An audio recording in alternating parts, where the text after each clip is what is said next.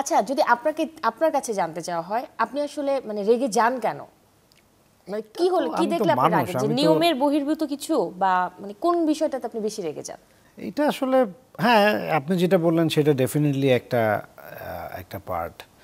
আরেকটা হচ্ছে অনেক সময় দেখা যায় যে ধরেন আমি আমি তো যেহেতু আমি সঙ্গীত করি, তো আমি দেখা যায় যে আমি আমার নিজের মতো থাকতে খুব মানে প্রেফার করি।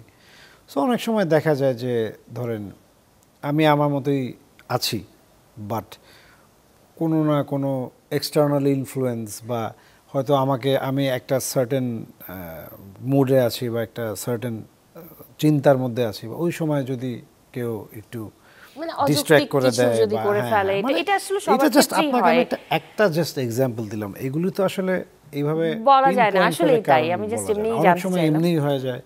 বা আর তবে সবচেয়ে খুশি হলে কি করেন? সবচেয়ে ভালো লাগছে এই মুহূর্তটা, আপনি সেই মুহূর্তটা কিভাবে কিভাবে এক্সপ্রেস করেন, বা কি করতে পছন্দ করেন? আহ, এইটারও আসলে স্পেসিফিক অ্যান্সার দেওয়া খুব টাফ। হয়তো কোনো একটা জায়গায় চা কফি খেতে চলে যাই বা একটু ঘুরে আসি কোথাও থেকে, মানে একটু বাইরে ডাইরেক্ট মানে তখন তো it's like kind of like a celebration. তো একটা কিছু সেলিব্রেট করতে গেলে মানুষ তো একটু